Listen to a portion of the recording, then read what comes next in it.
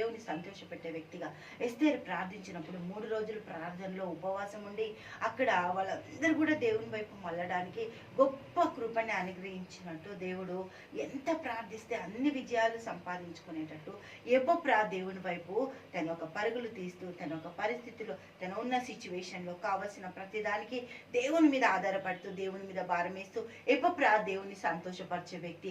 మనము వీళ్ళు సంతోషపడతారు, వాళ్ళు సంతోషపడతారు, వీళ్ళ కోసం వాళ్ళ కోసం ప్రయాసపడతాం. మన ప్రయాసం అంతా ప్రభు కొరకు. ప్రభుని మనము ప్రభు పనిలో ప్రయాసపడినప్పుడు ఆ ప్రభు మన పనికి జీతం ఇస్తాడు. మన పని ఎక్కడ వ్యర్థం అవ్వదు, మన పనికి ఏది నష్టం జరగదు. దేవునికి స్తోత్రం. మన పనికి లాభం కావడానికి కేవలం ప్రయాసం ప్రభులోనే. దేవునికి స్తోత్రం. దానియేలు ప్రయాసపడ్డాడట దేవుడి కొరకు. చూద్దాం దానియేలు 1వ అధ్యాయము 8వ వచనం.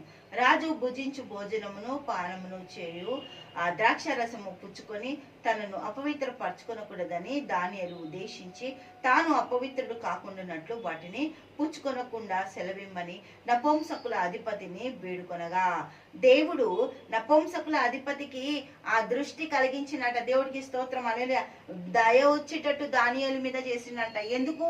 ఈ యొక్క విగ్రహారాధనకు అర్పించిన వాటిని దానియేలు ఖడాఖండిగా చెప్పేసి నేను తినను, నాకు వద్దు. హల్లెలూయా. దేవునికి స్తోత్రం. మన ఇక్కడ ఎవరు ఓకే చెప్పాలి? నపుంసకుల అధిపతి చెప్పాలి, లేకపోతే దానియేలుకి మరణ శిక్ష. హల్లెలూయా.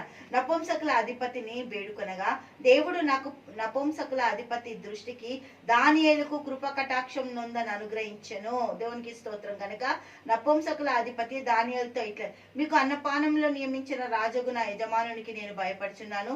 మీ 7 బాలుల ముఖములు కంటే మీ ముఖములు కృషించినట్లయినా ఆయనకు కనబడితే, దేవునికి స్తోత్రం. హల్లెలూయా.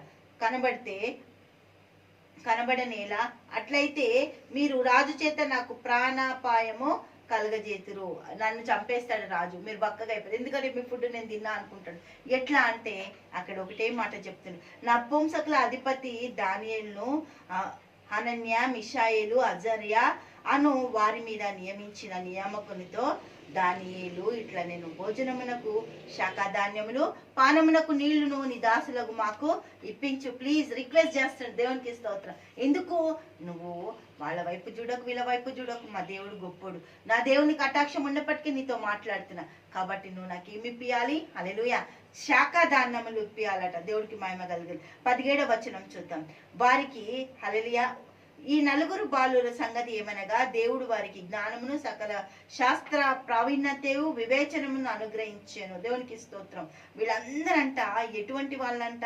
మనము 15వ వచనం ఒకసారి చూద్దాం. 10 దినములైన పిమ్మట వారి ముఖములు రాజు భోజనం భుజించు బాలురందరి ముఖముల కంటే సౌందర్యంగా దేవుణ్ణి ఆకర్షించే విధంగా దేవుని మీద ఆధారపడే బిడ్డలకి వారి ముఖ సౌందర్యము ప్రకాశింపజేస్తుంది. దానియేలు దేవుని మీద ఆధారపడ్డంట.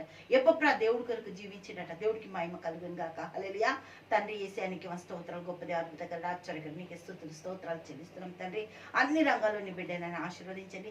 ఎప్పప్రాల్లాగా దానియేలులాగా నీ కొరకు జీవించే సామర్థ్యత దయచేయండి. నీలో ఎదిగి ఫలించే బిడ్డలుగా ప్రభా, నిన్ను లోకానికి చూపించే బిడ్డలుగా నిలబెట్టండి తండ్రి.